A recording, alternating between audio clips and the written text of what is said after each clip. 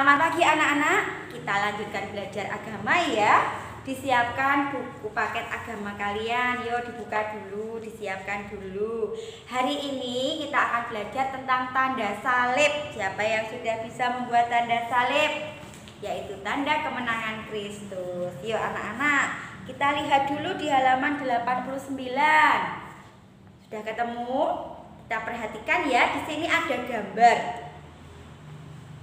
Nah, di sini ada gambar ibu dan anak yang sedang apa? Sedang berdoa. Nah, Anton berdoa bersama ibunya.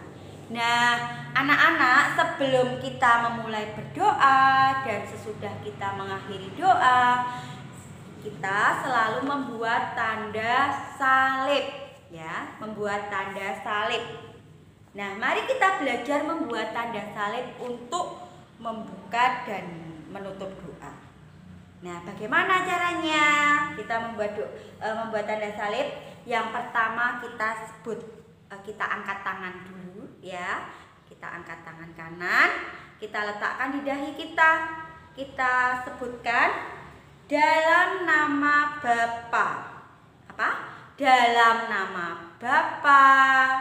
Kemudian dan Putra dan Roh Kudus. Amin. Kita ulangi ya.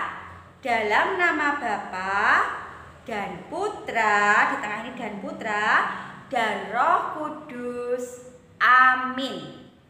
Nah, sambil mengucapkan tanda salib, sambil mengucapkan doa, kita letakkan tangan kita dalam nama Bapa dan Putra dan Roh Kudus. Amin. Kita membuat tanda salib sebagai tanda kemenangan Kristus. Ciri khas orang Katolik kalau berdoa diawali dan diakhiri dengan membuat tanda kemenangan Kristus, yaitu tanda salib. Nah, ini dilihat gambarnya. Dalam nama Bapa dan Putra dan Roh Kudus. Amin. Nah, sikapnya juga harus baik, ya. Membuat tanda salib itu juga harus dengan sikap yang hormat. Tangan di depan dada, mata dipejamkan sambil mengucapkan dalam nama Bapa dan Putra dan Roh Kudus. Amin. Nah, seperti itu.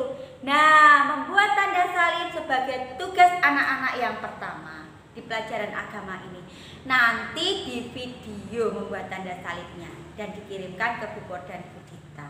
Jelas ya anak-anak ya? Bisa ya? Pasti bisa. Dalam nama Bapa dan Putra dan Roh Kudus. Amin. Seperti itu. Nah, sekarang kita lanjutkan dulu belajar kita. Kita lihat di halaman 91. Ada ceritanya loh ya. Yuk kita lihat bersama-sama. Nah, Bu Por akan bacakan ceritanya. Aku berkorban demi rakyatku. Nah, siapa yang berkorban demi rakyatnya? Nah, kita dengarkan ceritanya. Yesus dijatuhi hukuman. Ini Tuhan Yesus dijatuhi hukuman. Yesus jatuh saat memikul salib. Hukumannya adalah Yesus harus memikul salib ini sampai ke Bukit Golgota. Kemudian Yesus jatuh ini loh.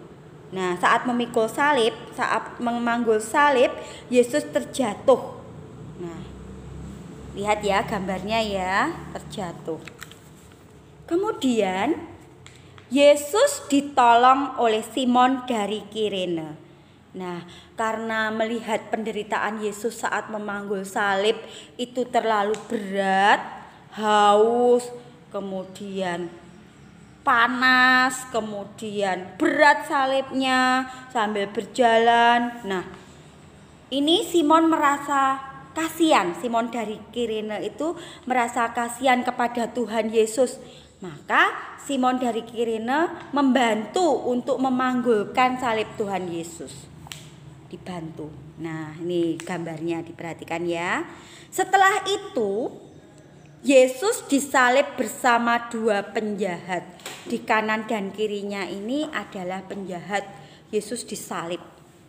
Di Bukit Golgota ditemani oleh 2 orang penjahat. Nah, penderitaan Yesus di kayu salib ini untuk apa? Untuk menebus dosa-dosa manusia.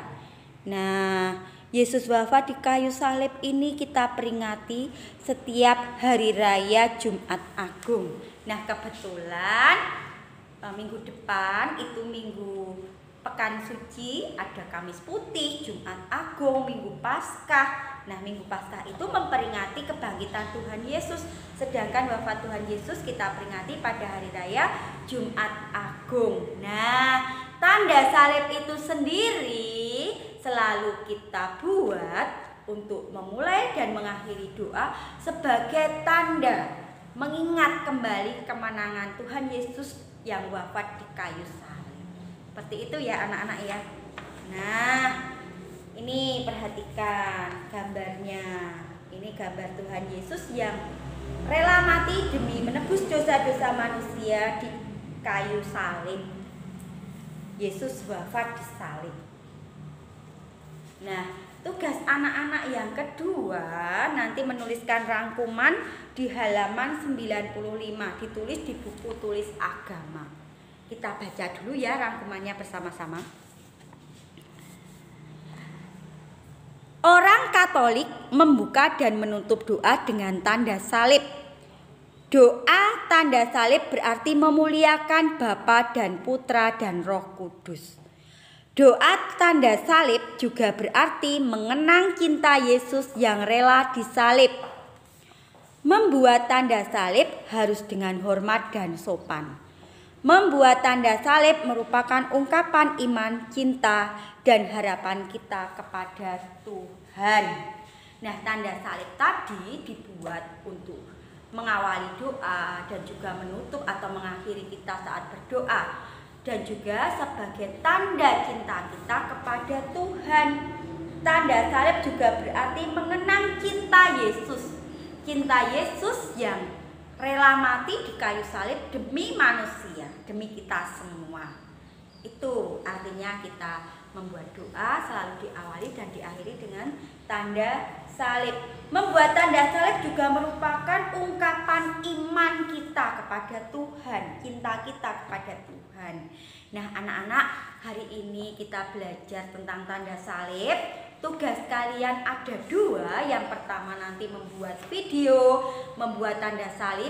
Cukup sekali saja di video, nanti dikirimkan ke Bu Por dan Bu Dita. Dan yang kedua, menuliskan rangkuman tentang tanda salib di halaman 95 ini di buku tulis agama. Jelas anak-anak tugasnya? Selamat mengerjakan, selamat belajar. Anak-anak, tadi kita sudah belajar bersama, belajar tematik, belajar agama, banyak tugas tapi tetap semangat. Semangat dong pasti. Dikerjakan ya, nanti jangan lupa dikirimkan ke Bu Por dan Bu Dita. Bu Por tunggu, Bu Dita tunggu. Oke, nah anak-anak, sekarang kita mau mengakhiri pembelajaran kita pada hari ini dengan berdoa. Yuk, sikap doa yang baik, tangan di depan dada, mata dipejamkan. Dalam nama Bapa dan Putra dan Roh Kudus. Amin.